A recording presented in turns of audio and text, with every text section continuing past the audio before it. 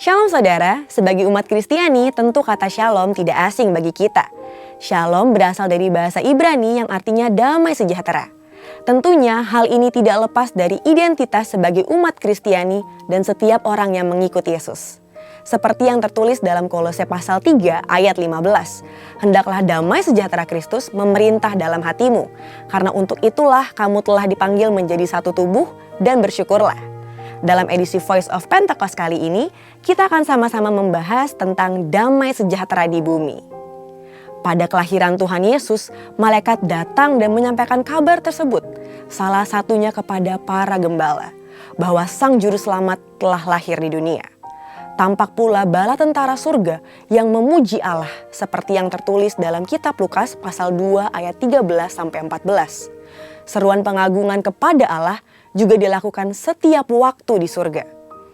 Hal itu seperti yang disaksikan oleh Rasul Yohanes pada saat ia dibuang di Pulau Patmos. Hal itu tertuang dalam Wahyu pasal 4 ayat 8. Demikian hendaknya hal itu terjadi di bumi, yaitu terdapat nyanyian pengagungan bagi Allah setiap waktu. Namun sayangnya manusia yang sudah jatuh dalam dosa tidak dapat senantiasa mengagungkan Tuhan. Sebab dalam dosa manusia tidak dapat merasakan damai sejahtera Allah dan merasa takut untuk berhubungan dengan Tuhan.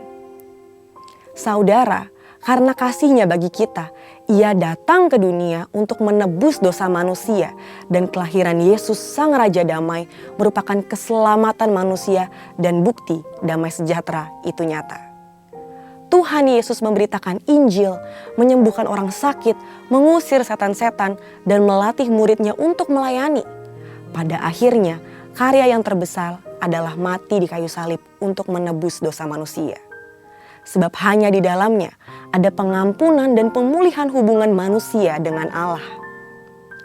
Setiap orang yang menerima Yesus sebagai Juru Selamat akan menerima keselamatan yang kekal, dan setiap orang yang percaya akan menerima damai sejahtera.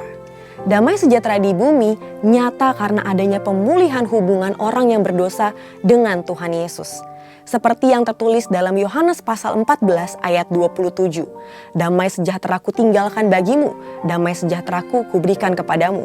Dan apa yang kuberikan tidak seperti yang diberikan oleh dunia kepadamu. Janganlah gelisah dan gentar hatimu.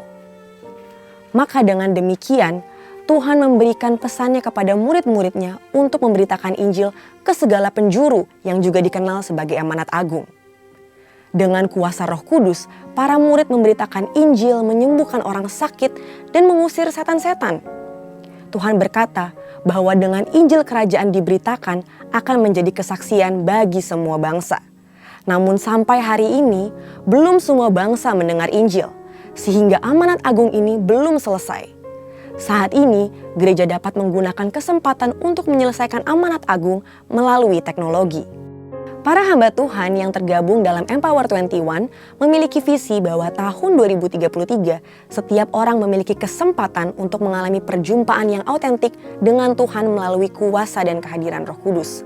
Hal ini berarti setiap orang akan mendengarkan Injil dan setiap murid Kristus harus menjadi saksi dan memberitakan Injil dengan kuasa Roh Kudus dan bukan dengan kekuatan sendiri.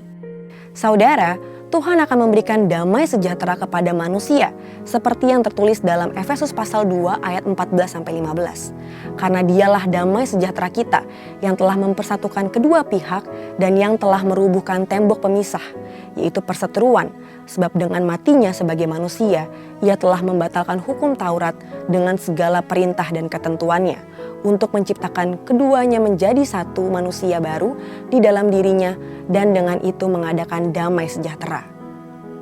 Saat ini Tuhan sedang membuka pintu penginjilan dan inilah waktu bagi setiap kita yang mengalami kelahiran baru dan kehadiran Roh Kudus serta dimuridkan untuk bangkit dan menjadi terang dalam kegelapan dan menyebarkan damai sejahtera Kristus. Tetapi kabar baik itu sesungguhnya telah datang sejak 2000 tahun yang lalu, yaitu Yesus Kristus lahir untuk memberikan damai sejahtera bagi setiap orang yang percaya. Sekarang adalah waktu yang tepat bagi setiap kita untuk membawa berita damai sejahtera itu untuk menyelesaikan amanat agung Tuhan Yesus sebelum Tuhan Yesus datang kembali. Saudara, Untuk penjelasan lebih lengkap dari tim teologi kami, silakan buka link yang ada di atas atau scan QR Code yang tersedia. Tuhan Yesus memberkati.